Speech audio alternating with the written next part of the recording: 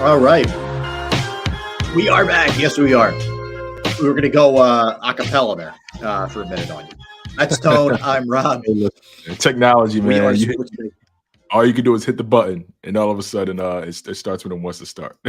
At the mercy of it. That's for sure. Definitely, man. Everything good at the crib? You still got your workers there? What's going on? Oh, no, listen. So the worker just left about maybe 5 minutes ago, 5 or 10 minutes ago. Did great work. See, what I like to do is whenever I have people working in the house, I like to chat them up a little bit and soften them up, and then eventually you go in and say, "Hey, you think you can check this out for me?" And then so basically, get a little 2 for 1. I got you. Yeah, get a little 2-for-1 action. And Uh-huh.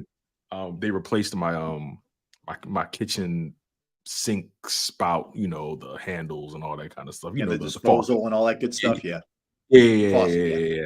Because because at first I'm like, why does my water like smell like that? So then they flushed the hot water tank and everything, got the calcium out, all that kind of stuff. There you go. And I said, hey, by the way, my water pressure in this kitchen sink is kind of low. What's your thoughts on that? He said, oh, what is I can do for you? I can actually run out real quick and replace the whole apparatus and all that kind of stuff. I said, really? You sure? He said, yeah, it's no problem. I'm talking him up, chatting him up and everything, and soften them up. And there we go, man. So I'm super drink, excited. Something to eat. There you go. Gotta give him something to drink. Good. You know what I mean? I shouldn't be this excited about a new. I shouldn't be this excited about a new kitchen faucet. This is how I know I'm getting old.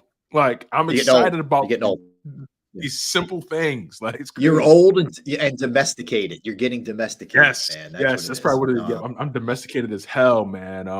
I get excited when things just work the way they're supposed to. Like that's how you know, man. I hear you. All right. All right. Back to the birds here, Tone. So, obviously, when you have an 11-5 season, most teams would kill for that, right? Potentially 12-5 season.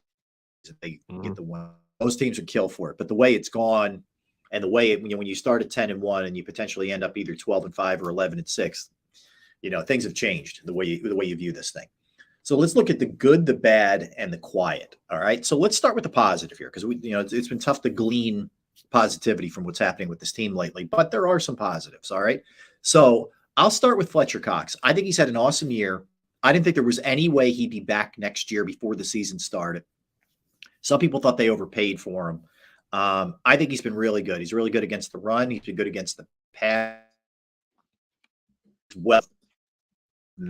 as well, to the point where, I know they're going to try and get a little bit younger next year, but I would not mind seeing him come back even a little bit. But he's had a really good year for them. Same. I would not mind having Fletcher Cox back in this building. Not one bit. Not one bit. Fletcher Cox is a guy who's produced. He's been consistent. What more can you ask for from a guy, really? At this point, look, like, what is he, 32, 33? I mean, the dude is still a force. He's pretty much giving you similar production as he did last year at the age. He's leading Jalen Carter and Jordan Davis in snap counts, which is an indictment on Jalen Carter, he's a new guy, okay. But Jordan Davis, it's an indictment. These young guys can't keep up with the old guy. I don't know. What's your thoughts on that notion? I agree with you. I think that he is, it's sort of an indictment of both of those guys that he has to. I think Jordan Davis, and it is on Fletcher Cox, but on Jordan Davis, and it is on Jalen Carter. He shouldn't be playing this many minutes, and to be as productive as he is, I think is really impressive. It says a lot about the kind of condition that he's still in, and he's still got some gas in the tank, man. So he's been really good. The other one I'd say is DeAndre Swift. It's been sort of lost in some of the things that have gone on, but damn, man, he's over 1,000 yards rushing. When he's gotten the opportunity to catch the ball, he's done a nice job. I don't think they've gotten him the amount of touches that he should have gotten. But I know Jeff said a little bit earlier that he's definitely gone because he's probably outpriced himself for them with the kind of good year that he's had. I don't know. Yeah, I don't know that he isn't back. See, I feel pretty sure that he's not back because of the premium the Philadelphia Eagles have placed on the position. I don't trust them to bring him back See, and that's the thing, right? I understand where Jeff is coming from. Whenever you had this conversation, people think it's an indictment on the player, and it's like, no, actually, it has nothing to do with the player. The player can play as well or as poorly as he wants. The Eagles don't value the position. So if he has a great year, especially with Swift being in the contract year, he's a running back. He knows the lay of the land. He want to get paid. Yep. He's from Philly, but he grew up loving his team. But listen, his financial stability, his security means way more than that. So especially at that position, you have to, when you have an opportunity. Yeah, and he's becoming a free agent for the first time in his career. He's going to have to get as much as he can get because you don't even know that there's a next contract coming, Tone. There may not be a third one. With running backs, that's no guarantee at all. Exactly. So looking at it from that perspective, how can I just assume that, oh, he's going to come back and take a team-friendly discount? What are you talking about? You know what I mean? Would you take a company-friendly discount at your own job? You know what I mean? Like, let's be frank about it. So DeAndre Swift, I don't think he'll be back unless the Philadelphia Eagles offer him at minimum a 3-year deal worth, I don't know, somewhere around 10 million a year. You know, because I think let's really look at the running back contracts real quick before we. Nobody's ever going to get the McCaffrey contract again, in my opinion, or Derrick Henry. Yeah, no, the McCaffrey contract is is an anomaly in and of itself. All right, so as far as running backs go, right? McCaffrey obviously makes the most. He makes 16 a year on average. Kamara is second at 15 a year on average. Jonathan Taylor, 14 a year on average. Derrick Henry, 12.5 million. Nick Chubb, 12.2. Aaron Jones, 12 million. Josh Jacobs, 11.7. Tony Pollard, 10 million. A couple of those guys are franchise tags. Right. Tony Pollard, franchise tag. I think Jacobs, he signed a 1-year thing. Yeah, they gave him like a little tiny extra bump off of it. Yeah, a little bump. That's what they did with Saquon. That's what they did with Saquon. Exactly. And Saquon still is getting paid the franchise tag amount, though. Him and Tony Pollard make the same amount this year. It's just the difference is Saquon's not franchised. Probably has some incentives in there, but after Saquon Barkley, which is at 10 million, it drops off significantly to Dalvin Cook at 7 million. So, and then Miles Sanders is getting 6.35 million a year on average. So, guys like Austin Eckler looking to get paid, guys like DeAndre Swift looking to get paid. They play the position similarly. I wouldn't be surprised if DeAndre Swift is looking for something Miles Sanders related. 6 million, 7 million a year. James Conner's getting 7 million a year. So he's earned that the way he beat us, like the way he beat us like a drum. So big time. I think DeAndre Swift is looking for something between 6 and 8 million a year. And I don't think Howard Wilson was going to give him that. So over a 3-year span, it was at 24 million. He's not giving him that. He's not giving him that. No. Nope. If that's what it is, he won't be here. He wouldn't even give Miles Sanders that, and he drafted him. And these Eagles love their draft picks. He drafted a guy, developed a guy. He didn't even give it to him. So what makes you think he's giving it to a guy he brought in on a 1-year rental? Yeah, because he likes him. Yep. So all right. I'm not buying it. So all right, good. Cox, Swift, it goes without saying, AJ Brown, and again he'll speak a little bit later today, but he's had a monster year. I mean, for most of the year, and you can still make this case, he was the number 2 guy behind Tyreek Hill in terms of wide receivers in the league. So he's had a great year. Devontae Smith's had another 1,000-yard year, and he gets a little bit overshadowed by AJ, but still, this guy's the real deal. I still think Kelsey and Lane have had good seasons for them. I do. I'm not telling you they're what they were maybe 3 years ago, but they're not that far off. Yeah. I think Lane and Kelsey, slight down season, but again, when they played the position at the level that they played it at for so long, any misstep, we're going to notice it. Right. You know what I mean? So, what they are now, teams would give an arm and a leg to have a center and the right tackle playing at that level. Yeah, so totally. I can't really kill them but so much, man. Father Time is undefeated. And the fact that you have Kelsey and Lane playing at this high of a level at this age, you got to roll with that. All right, so I'll throw 2 other names at you, and you tell me. I would consider them having good years personally, but Hurts and Reddick. Good, not great. Not great. They were great last year, the 2 of them. Good this year, but not great. Step back, but still good is how I would categorize it. See, here's the thing, man. With Jalen Hurts, those turnovers are so damning. They are killers. To have 18 on the season, 18 turnovers, and you have a grand total of 38 touchdowns. So you're basically dealing with a guy that's giving you a 2-to-1 touchdown to interception ratio. Well, a 2-to-1 touchdown to turnover ratio.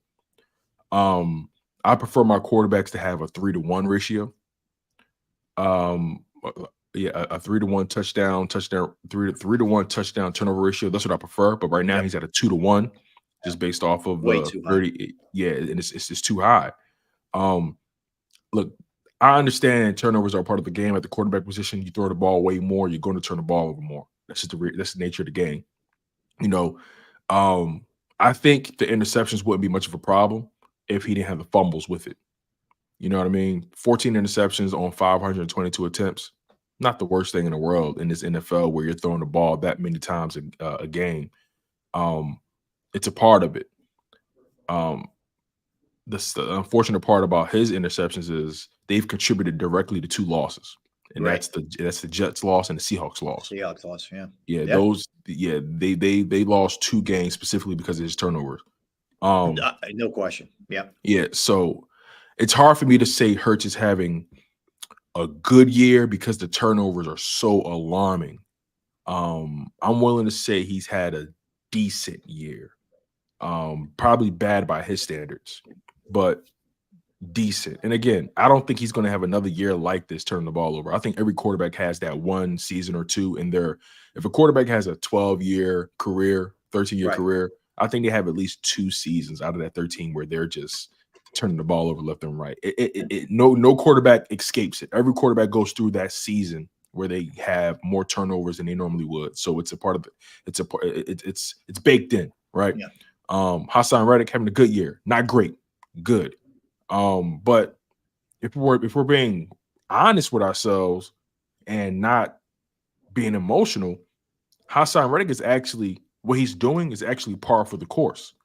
If you look at his career numbers outside of the first 3 years where he was being misused in Arizona, his last 4 seasons, in 2020, 12.5 sacks, 2021, 11 sacks, 2022, 16 sacks. And if you want to throw in the playoff sacks, if you want to throw in the postseason, he had 19.5 sacks in 2022. So then in 2023, he's at 11 sacks right now. So 2022 was the anomaly year, the outlier year. 2020, 2021, and 2023 is par for the course. So one can argue this is Hassan Reddick's standard, and we're just not used to, and we're just kind of expecting him to play above that. You know what I mean? So I think he's having a good year. Last year was great, but he's having a good year this year. Yeah, I agree. And you know, he's cost himself a lot of money, I think, too, with a good year, not a great year. He's going into the last year of his deal. And there may not, where I think that was almost automatic they were going to extend him. I don't know that they're going to extend him. They might just roll the dice and go into the last year of the deal with him, possibly. Yeah. And that's going to be one to keep your eye on this offseason. And remember, last year he forced 5 fumbles, whereas this year he's only forced 1. Right. And he recovered 3 last year. Hasn't recovered any. Yeah, he had a nose for the ball last year. Yeah. So and look, he has less tackles. Granted, he has a game left to play, right? Yeah. But the fact of the matter is he hasn't had the same level of production this year as he did last year. Now, also to throw him some bail, the first 3 or 4 weeks he didn't get a sack because he had that thing on his hand. He had a broken thumb. Yeah, he had a broken thumb. Yeah. Right. That's fair. That's fair. Right. So to be totally fair to him, if you really look at it, he came on. He got his first sack in week 2, and he pretty much came on from there. So I mean, not having a sack in the past 3 weeks is an indictment for sure. He was on pace to have 16, 17 sacks, but the last 3 weeks has kind of hurt him. So maybe he ends the season with 12, 13, which is still a good year. If you got somebody to give you, it's a good year. Well, that's the thing with all three of these guys we just mentioned, Hurts and Kelsey, and and all four of them, Kelsey and Lane and Reddick. Mhm. Most teams would kill to have guys like that. To have the seasons these guys have had, for the minus the turnovers for Hurts.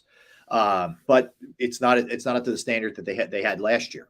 That's the problem. Do you think, because I was talking to John McMullen about this last night on Football 24/7. We do the show about 3 times out of the week, typically Tuesdays, Thursdays, and Fridays sometimes. But nonetheless, do you think the city's expectations of this team is a bit out of whack?